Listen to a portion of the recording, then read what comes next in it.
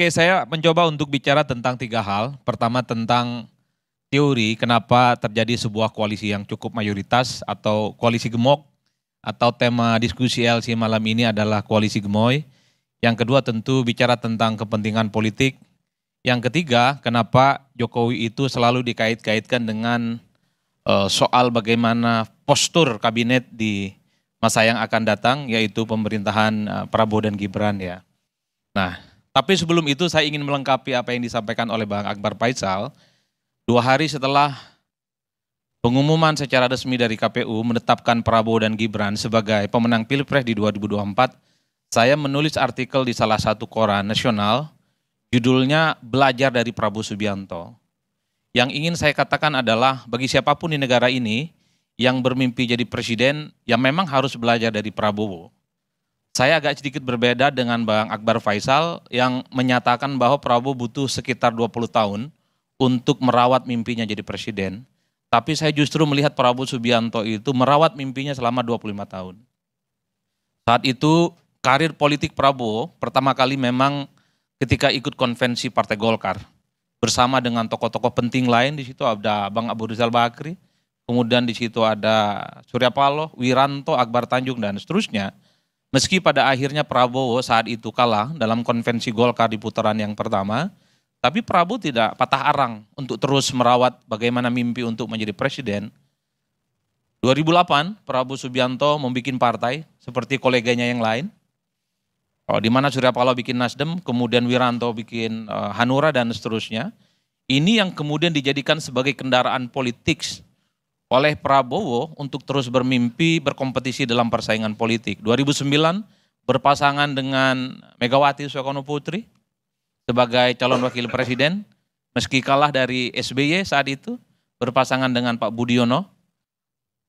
2014 Prabowo harus rela melawan partnernya di Pilpres 2009, melawan Jokowi yang diusung oleh PDIP, kalah. 2019 juga kalah. Di 2024 takdir menentukan bahwa Prabowo Subianto terpilih secara definitif sebagai presiden. Tentu tidak gampang. Satu hal yang saya kira harus digarisbawahi, untuk bermimpi menjadi presiden di negara ini, suka tidak suka, harus melalui partai politik. Dan partai itu bukan partai orang lain, tapi partai yang didirikan, dibesarkan dan diperjuangkan, dijadikan sebagai kendaraan untuk menang. Ada kecenderungan rata-rata secara umum, para presiden di negara ini, mereka jadi presiden ya karena rata-rata adalah mereka ketua umum partai. SBY ketua umum partai, pendiri, kemudian juga Megawati adalah ketua umum partai, Prabowo Subianto juga ketua umum partai. Jadi kalau per hari ini kita melihat orang pintar, orang hebat, imannya tebal sampai Sidratul Muntaha, nggak bisa maju dalam berkompetisi, jangan salahkan partai. Tapi bikinlah partai seperti Prabowo, bikinlah partai seperti SBY, bikinlah partai seperti Pak Wiranto, bikinlah partai seperti Pak Surya Paloh dan seterusnya dan seterusnya. Karena undang-undang pemilu kita per hari ini tidak pernah direvisi bahwa calon presiden dan wakil presiden adalah mereka yang diusung oleh partai politik ataupun gabungan partai politik. Selama gembok kandidasi pencapresan itu ada di partai, maka partailah yang akan menghegemoni bagaimana potret kandidasi persaingan kompetisi di Pilpres yang akan datang. Itu yang pertama, Bang. Nah, yang kedua, dalam teori-teori politik ya, terutama dalam sistem presidensialisme multipartai ekstrim, memang ada yang disebut dengan cacat bawaan, presiden minority. Apa itu presiden minority? Ada kecenderungan dalam sistem presidensial itu presiden terpilih, dia memang dipilih secara mayoritas oleh seluruh rakyat, tapi kecenderungan di parlemen dia menjadi minoritas, lemah dukungan politiknya. Ini yang terjadi pada SBY 2004. SBY suaranya signifikan menang Pilpres, tapi parlemen saat itu cukup lemah. Begitupun terjadi pada Jokowi di periode pertama, 2014. Saat itu Jokowi unggul sedikit dari Prabowo Subianto, tapi kekuatan parlemen saat itu juga kalah dari kekuatan Prabowo Subianto, yang berujung saat itu Undang-Undang MD3 direvisi, jatah ketua DPR mestinya dimiliki oleh PDIP, bisa direbut oleh koalisinya Prabowo. Ketua DPR adalah dari Golkar dan wakilnya dari Gerindra, ada dari PKS dan seterusnya. Hampir 1 tahun 8 bulan, Jokowi itu praktis tidak bisa mengimplementasikan semua kepentingan-kepentingan politiknya Karena selalu mendapatkan resistensi dan perlawanan dari kalangan parlemen saat itu. Itulah yang kemudian membuat kenapa ada kecenderungan kutukan presiden minoritas dalam sistem presidensil, dan yang terjadi bagi Prabowo Subianto menjelaskan kenapa presiden-presiden yang terpilih secara langsung cenderung merangkul partai politik yang kalah. Tujuannya adalah dukungan parlemen supaya tidak ada resistensi, supaya tidak ada perlawanan, visi misi, janji politik, proyek-proyek mercusuar itu mendapatkan dukungan secara aklamatif. Per hari ini kalau cuma mengandalkan suara Kim di parlemen, tentu belum sampai 50% Prabowo Subianto. Dalam kalkulasi saya kurang lebih sekitar 48. Jadi kalau ada kalkulasi politik terkait dengan kebijakan apapun, soal IKN misalnya, soal makan gizi gratis misalnya, kalau parlemen tidak semuanya mendukung Prabowo Subianto, ini bisa menjadi proyek gagal yang akan mangkrak. Karena akan selalu mendapatkan resistensi secara signifikan. Inilah yang kemudian membuat kenapa Prabowo Subianto kemudian bermazhab ideologi zero enemy, merangkul semua partai politik yang kalah. Nasdem diajak, tak lama setelah itu kemudian PKB diajak, tak lama setelah itu PKS juga diajak, tak lama setelah itu PDIP pun juga diajak. Ini kan mazhab zero enemy. Tujuannya adalah tentu yang paling signifikan untuk mengamankan kepentingan politik parlemen. Meski secara keseluruhan, ini teori politik secara umum terjadi di berbagai negara. Kunci sebuah pertumbuhan ekonomi, kunci sebuah keinginan visi misi itu bisa diwujudkan secara signifikan adalah stabilitas politik. Jadi latar belakang Pak Prabowo yang prajurit dan tentara tentu adalah argumen-argumen stabilitas ini yang kemudian bisa dijadikan sebagai guidance. Bagaimana semua visi misi, janji politik dan keinginannya selama menjadi presiden di masa yang akan datang, itu semuanya tegak lurus, sami'na wa atokna dan tidak ada protes apapun. Memang per hari ini Prabowo itu saya kira agak sedikit berbeda dengan Jokowi waktu awal-awal jadi presiden di 2014. Ada satu istilah yang sering dimunculkan 2014 itu, Jokowi ini kan apa yang disebut dengan mengidap triple minority. Satu, posisinya bukan ketua umum partai, yang kedua dianggap sebagai newcomer dalam konteks politik nasional, dan dukungan parlemennya cukup lemah saat itu. Nah Prabowo kebalikannya. Prabowo adalah ketua umum partai, yang kedua dalam konteks pergaulan politik nasional, bahkan internasional cukup diacungi jempol di atas rata-rata, dan tentu dukungan politik parlemennya muncul secara signifikan. Jadi posisi powerful ini yang sepertinya bisa menjelaskan kenapa koalisi gemoy itu terjadi. Semua orang menganggap bahwa Prabowo terlepas dari segala latar belakang sejarah dan kontroversinya adalah sosok yang dinilai memang pantas untuk didukung secara aklamatif terkait dengan bagaimana menyusun postur dan kepentingan politiknya di masa yang akan datang. Inilah kemudian yang menurut saya Bang Karni, saya berkonklusi seakan-akan memang tak ada satupun partai politik yang tertarik untuk berhadap-hadapan dengan Prabowo. Berhadap-hadapan dalam konteks untuk menjadi oposisi. Sejak awal Pilpres, even PDIP sekalipun tidak kelihatan gestur tubuhnya untuk menjadi bagian dari kekuasaan politik pemerintah. Memang ada sejumlah elit politik PDIP yang cukup kritis dan masih keras menganggap pemilu 2024 itu cukup brutal, ada yang kepetun, per hari ini pun juga belum ada endingnya. Tapi di seberang yang lain, di internal PDIP ada kecenderungan bahwa dengan Prabowo Subianto mereka memang tidak ada masalah apapun. Sebut saja misalnya kubu Puan Maharani. Itu adalah kubu yang sejak awal memang menganggap persaingan politik itu perkara biasa, kalah persoalan biasa. Meski di seberang yang lain kita melihat kubunya Hasto misalnya cukup agresif, agak resisten dan menganggap pemilu itu tidak bisa diterima dengan apa adanya karena diindikasikan dengan sebuah kecurangan dan kedoliman dan seterusnya dan seterusnya. Yang ingin saya katakan adalah partai-partai politik yang kalah Pilpres, baik yang mendukung Ganjar Pranowo ataupun yang mendukung Anies Baswedan, sejak kalah Pilpres mereka selalu menyatakan tidak ada persoalan apapun dengan Prabowo Subianto. Yang ada persoalan dengan mereka itu adalah dengan Pak Jokowi. Semua nyaris partai politik. Makanya ketika ada pertemuan antar elit-elit partai, semuanya kemudian menyatakan siap, tegak lurus dan mendukung. Agak sedikit beda kondisi politiknya dengan Pak Jokowi 2014. Sekalipun saat itu kompetisinya memang agak sedikit keras, tapi partai-partai yang kalah Pilpres sangat agresif dan memilih berada di luar kekuasaan. Prabowo memimpin langsung untuk menjadi oposisi. Jadi partai-partai pendukungnya itu terkesan lebih ingin pro kepada Prabowo sekalipun kalah pilpres dan tidak cenderung ingin bergabung dengan Jokowi. Tapi secara perlahan kalau kita membaca bukunya Markus Misner yang terbaru, tahun lalu diterbitkan, Koalisi Presiden namanya, memang model koalisi yang dibentuk awal-awal itu 2014 bukan model koalisi yang datang ikhlas lillahi ta'ala ingin mendukung. Tapi ada yang disebut dengan model koersi. Rata-rata partai saat itu memberikan dukungan politik kepada Jokowi, saat itu Jokowi dengan PDIP masih solid, itu karena ada pembelahan secara ekstrim, Bang. P3 terbelah, Golkar terbelah, dan seterusnya, dan seterusnya.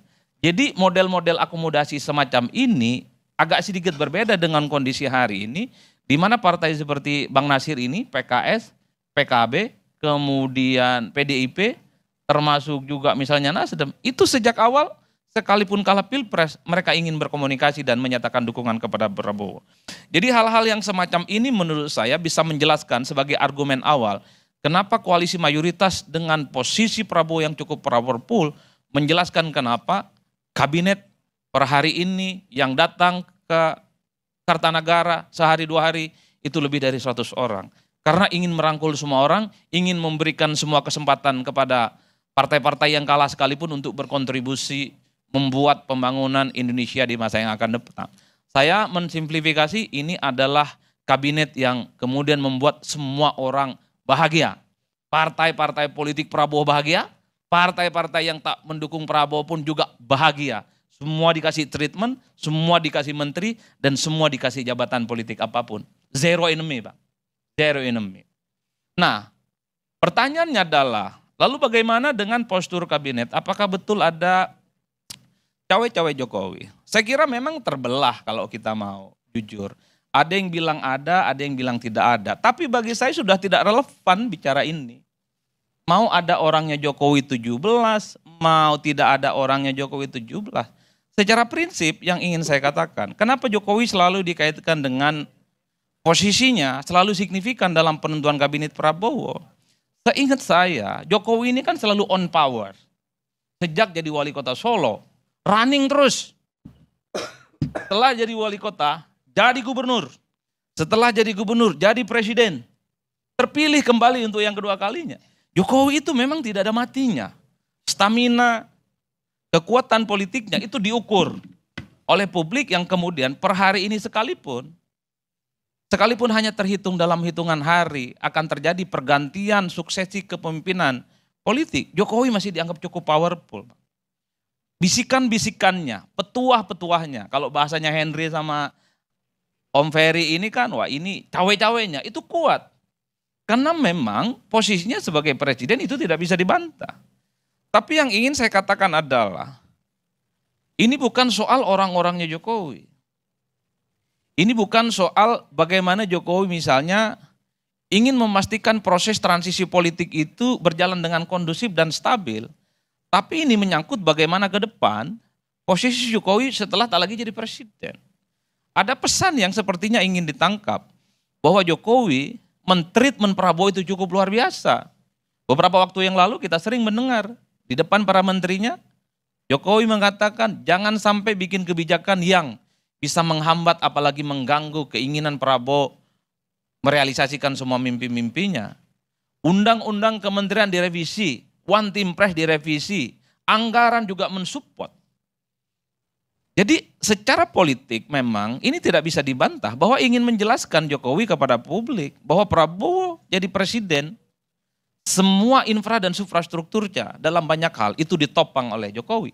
Termasuk menteri-menterinya, terlepas tidak berprestasi ataupun tidak, adalah menteri-menteri yang dipersiapkan untuk menjadi topangan. Bagaimana Prabowo dan Gibran di 5 tahun yang akan datang mendapat support, dia bisa mengeksaminasi semua kepentingan-kepentingan politiknya supaya berjalan dengan damai. Cuman satu hal, orang bicara tentang ini adalah menterinya Jokowi. Seakan-akan menteri-menteri ini ke depan setelah dilantik juga akan tegak lurus dan mendengarkan Jokowi. Dalam konteks itu saya agak sedikit kurang bersepakat. Per tanggal 20 kalau terjadi pelantikan menteri atau per tanggal 21 Oktober setelah pelantikan menteri, saya tidak terlampau yakin bahwa orang yang disebut orang-orangnya Jokowi hari ini itu akan tegak lurus dengan Jokowi. Mereka secara definitif, secara hukum, secara politik adalah orang-orangnya Prabowo. Ini sudah ganti nahkoda, ini sudah ganti bos. Jadi kalau ingin sustain, ingin berlanjut tentu harus menyesuaikan dengan selera, dengan style politik presiden yang baru tentu saja. Dan tentu Prabowo akan membiarkan dalam kurun waktu tertentu bagaimana kinerja mereka, bagaimana kompetensi mereka dan loyalitas mereka untuk menopang pemerintahan ini. Ini yang saya kira memang menjadi perdebatan soal seberapa lama bulan madu politik antara Jokowi dan Prabowo. Kalau mazhabnya Bang Kodari, ini bulan madunya sampai tuntas. Nggak mungkin ada gejolak. Hanya orang-orang yang gagal move on. Para pendukung 26% dan 16% lah yang selalu mencoba yang ingin membentur-benturkan Jokowi dan Prabowo Subianto. Tapi di seberang yang lain mengatakan 23 tahun kebersamaan dengan PDIP, Pak Jokowi itu bubar jalan, tak sejalan lagi. Apalagi dengan Pak Prabowo yang belum ada 5 tahun. Bukan tidak mungkin akan ada goyang-goyang di kemudian hari. Dalam konteks itulah menurut saya, ketimbang repot-repot ingin melihat bahwa ada sesuatu yang diwariskan oleh Jokowi soal infrastruktur politik, soal anggaran dan seterusnya. Saya justru membaca ke depan. Satu-satunya legasi politik dari Pak Jokowi yang gagal dibahas oleh publik adalah Gibran Rakabuming Raka. Jadi abaikan tuh menteri-menterinya Jokowi. Mereka ke depan pasti akan tegak lurus pada presiden yang baru. Saya justru ingin melihat bagaimana performa politik Jokowi itu ada di Gibran. Per hari ini Gibran selalu diperbincangkan. Di mana letak dan kiprah politiknya. Soal postur, soal bagaimana penyusunan kabinet, soal audisi calon menteri dan seterusnya. Orang bertanya di mana posisi Gibran. Tentu kita tidak mau punya wakil presiden terpilih hanya sebatas ban serep, hanya sebatas vote getter untuk memenangkan pertarungan. Setelah pelantikan posisinya dinilai tidak signifikan. Posisi ini tentu tidak bagus. Oleh karena itu, bagaimana kita ingin melihat ke depan posisi Wapres secara definitif pertanggal 20, Gibran Rakabuming Raka juga mampu memainkan peran-peran politik strategis, Pak. Bagi saya sudah tidak relevan melihat Jokowi di wajahnya Pak Pratik. Enggak relevan, Pak. Melihat Jokowi di wajahnya Pak Bahlil enggak relevan. Melihat Pak Jokowi di wajahnya Budiari enggak relevan. Satu-satunya wajah Pak Jokowi di 5 tahun yang akan datang adalah Gibran Rakabuming Raka. Ini terah politik Pak Jokowi. Posisinya strategis. Orang penting di negara ini. Oleh karena itu, kiprah politik Gibran sebagai wakil presiden itu paling banyak ditunggu. Bagaimana hubungan politiknya dengan ketua umum partai yang secara senior, secara politik jauh lebih berpengalaman. Ini tentu tidak gampang dalam konteks orkestrasi pemerintahan yang akan datang. Saya selalu mengatakan pemerintahan 5 tahun ini kan agak jomplang dari segi umur dan segi pengalaman, Bang. Ada yang cukup senior, ada yang bintang 4. Tapi pengalaman politiknya luar biasa. Tapi kita punya wakil presiden, Tori Susei. Dari wali kota Solo nanti wakil presiden, Pak. Ini kan diuji secara karakter kepemimpinan. Ini diuji dalam konteks batas-batas. Bagaimana psikologi politik itu bisa dimainkan di masa yang akan datang. Oleh karena itu, ketimbang kita selalu bicara tentang, wah ini adalah kabinet rasa Jokowi, yang ini sebagai penegas bahwa proyek-proyek mercusuar, legacy dan treatment Jokowi kepada Prabowo itu akan oke. Saya justru lebih tertarik bagaimana memperbincangkan posisi dan peran-peran Mas Gibran Rakabuming Raka sebagai wakil presiden definitif di masa yang akan datang. Syukur kalau Mas Gibran ini seperti Pak JK. Saat itu waktu 2004 dianggap sebagai presiden definitif dengan slogan lebih cepat lebih baik ketimbang SBY yang lebih akomodatif, lebih mempertimbangkan kepentingan koalisi sehingga keputusan-keputusannya ini tidak cepat. Maka Pak JK saat itu muncul sebagai matahari kembar dengan posisinya yang cukup sentral. Nah ini yang saya kira menjadi penting bagaimana membicarakan Mas Gibran sebagai anaknya Pak Jokowi juga memiliki andil besar bukan hanya sebatas vote getter, peran-perannya di masa yang akan datang, mengawal IKN misalnya, mengawal program gizi gratis misalnya. Itu kan secara signifikan yang tentu akan kita lihat bagaimana posisi wakil presiden yang saya sebut sebagai warisan politik Jokowi. Itu untuk disampaikan secara terbuka. Nah, oleh karena itu ini sebagai closing statement Bang Karni Ilyas. Maka di tengah koalisi yang cukup gemuk, koalisi yang cukup gemoy, mestinya ke depan persoalan-persoalan di negara ini selesai. Persoalan ekonomi tentang kemiskinan, pertumbuhan ekonomi kita tidak lagi 5%, tapi 8 bisa 10%. Kita bisa keluar dari kutukan negara middle income trap. Persoalan kemiskinan dan kesejahteraan selesai. Kalau kita melihat audiensi, calon-calon menteri dan wakil menteri, itu adalah orang-orang the best dan top di negara ini. Mewakili kelompoknya masing-masing. Dari unsur partai politik, rata-rata ketua umum, wakil ketua umum, dan sekjen partai. Mereka the best di partainya. Orang top dan jempolan. Mewakili ormas coba. Kita lihat ada 2 ormas besar. Sekjennya jadi calon menteri, Bang. Saifullah Yusuf, ada Prof. Abdul Mukti, terbaik. Kalangan-kalangan profesional sudah kita bisa cek. Ada Bu Sri Mulyani, ada Erick Thohir, ada yang kemudian proposal ahli AI dari China kalau tidak selalu, yang selalu mengulang-ulang statementnya bahwa saya asli Indonesia. Seakan-akan ada orang yang meragukan keindonesiaannya. Atau ada kawan-kawan kita yang alumni Karya Iniskap atau University of Karni Ilyas. Mulai dari Babe Haikal. Coba bayangkan, enggak kebayang bagi kita akan menjadi bagian dari pemerintahan Prabowo. Pak Pigai, kalau Noel kan kita sudah tahu. Noel ini kan wajahnya 2, wajah Jokowi dan wajah Prabowo. Kalau enggak dapat juga kan keterlaluan ya enggak. Nah, yang sebenarnya saya bayangkan itu Bang Kodari juga dipanggil gitu loh. Dan ikut audiensi karena memang sejak awal selalu menjelaskan Jokowi dan Pak Prabowo itu satu bagian penting. Mungkin Bang Kodari ini ingin berjuang di mazhab yang lain, tidak harus menjadi bagian di dalamnya. Nah, yang ingin saya katakan adalah mestinya ke depan kita tidak lagi ada persoalan-persoalan kebangsaan kita itu terulang.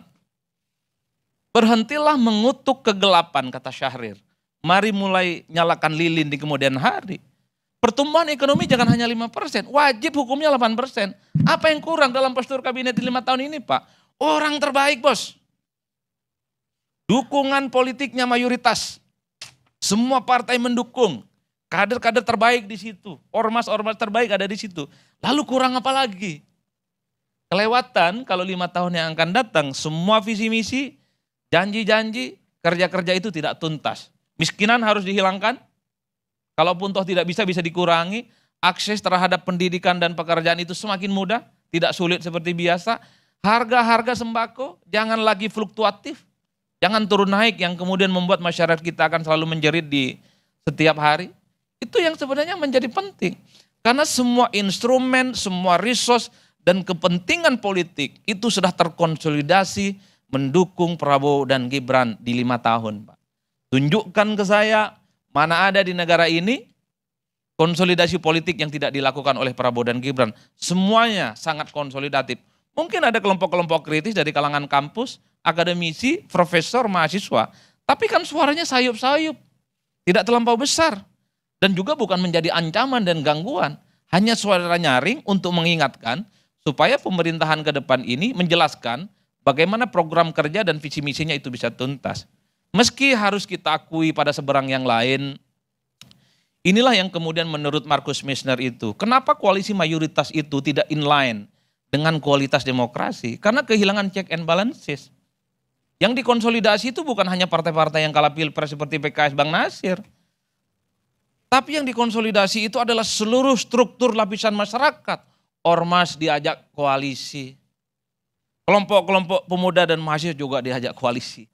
Sehingga kalau ada kebijakan-kebijakan politik DPR dan pemerintah sekalipun tidak pro rakyat, itu tak akan ada yang berani melawan dan protes. Bisa kita cek sepanjang Jokowi jadi presiden, khususnya 2019 sampai hari ini, kita sangat jarang mendengar bagaimana civil society yang berasal dari ormas-ormas besar itu speak up secara signifikan, melakukan resistensi dan perkawaan. Inilah yang menurut Marcus Messner, efek bawaan dari koalisi yang cukup besar dan koalisinya bukan hanya partai, tapi juga pada level ormas dan gerakan-gerakan civil society yang lain. Di seberang yang lain harus saya katakan bahwa saya agak sedikit terenyuh dan bahkan harus menahan nafas. Ketika beberapa waktu yang lalu kita berulang kali sering mendengar bonus demografi dan bonus demografi. Anak-anak muda harus diberikan kesempatan dalam semua lini kehidupan, termasuk politik. Kita bisa cek dari 108 orang yang berduyun-duyun 2 hari ke kediaman Pak Prabowo Subianto. Kok rasa-rasanya 99% adalah orang-orang itu saja, wajah lama yang kita dengar sejak 15 dan 20 orang tahun yang lalu. Seakan-akan di negara ini nggak ada orang lain selain mereka. Padahal kalau mau jujur, cari orang-orang terbaik di negara ini, insya Allah banyak stoknya, resource-nya banyak. Misalnya contoh Menteri Ekonomi. Seperti Bu Sri Mulyani harus saya katakan, ini menteri di semua presiden. Menteri yang hidup di semua presiden. Emang tidak ada yang lain menteri kayak gitu. Bahwa Bu Sri Mulyani punya kapasitas, kompetensi, pengakuan internasional, iya nggak ada yang bisa bantah. Tapi pertanyaannya adalah, apakah hanya Bu Sri Mulyani di negara ini yang kayak gitu? Banyak kok alumni UI, alumni UGM, alumni IAIN, kampus-kampus Islam atau pesantren yang juga punya kapasitas yang sama. Tapi kesempatan itu tidak datang. Apakah wajah-wajah itu saja yang punya kesempatan di bidang IT, di bidang hukum, di bidang koperasi? Banyak kalau kita mau steril. Yang ingin saya katakan adalah, kalau kita mau bicara tentang bonus demografi, lihatlah bagaimana rekrutmen dan struktur kepemimpinan kita selama 15, 20 dan hari ini. Kalau wajahnya itu saja, maka bonus demografi itu hanya akan menjadi kunyahan-kunyahan setiap pemilihan Presiden Republik Indonesia. Terima kasih. Assalamualaikum warahmatullahi wabarakatuh. Bentar.